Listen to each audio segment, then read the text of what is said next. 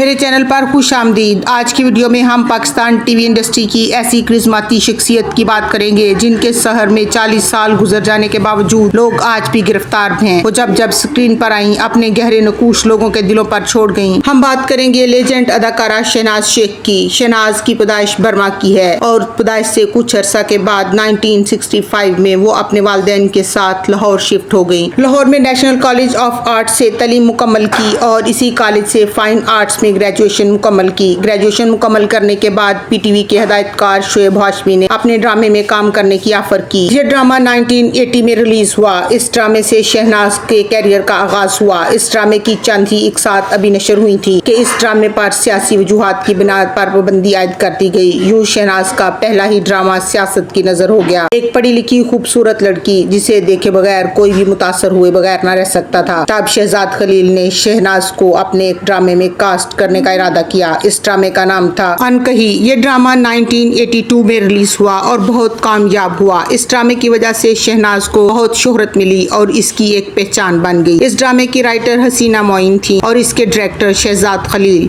इसमें शहनाज ने मरकजी किरदार अदा किया। इस ड्रामे ने शहनाज को एक बड़ी अदाकारा बना दिया। इसके बाद शहनाज ने एक और ड्रामे में काम किया जिसका नाम था मरे थे हम जिनके लिए। इसके बाद शहनाज ने 3 साल तक काम नहीं किया और किसी अच्छे स्क्रिप्ट के इंतजार में रही। 3 साल के इंतजार के बाद एक बार फिर हसीना और शहजाद खलील ने शहनाज को अप्रोच किया और अपने एक प्रोजेक्ट में मरकजी किरदार करने की ऑफर की जिसे शहनाज ने कबूल कर लिया और इस ड्रामे का नाम था तन्हाइयां। इस ड्रामे की कहानी 2 बहनों के गिर्द घूमती है जिनमें एक का नाम सारा और दूसरी का नाम सानिया है। ये दोनों किरदार शहनाज और मरीना ने किए और लोगों ने इन्हें बहुत पसंद किया। इसी ड्रामे ने शहनाज को हमेशा के लिए अमर कर दिया। तन्हाइयां पीटीवी की तारीख का एक मेगा हिट था जो 1985 में रिलीज हुआ। शहनाज को इस ड्रामे की वजह से आज भी याद किया जाता है। जब ये ड्रामा हो रहा था शहनाज की शादी उन्हीं दिनों में हुई।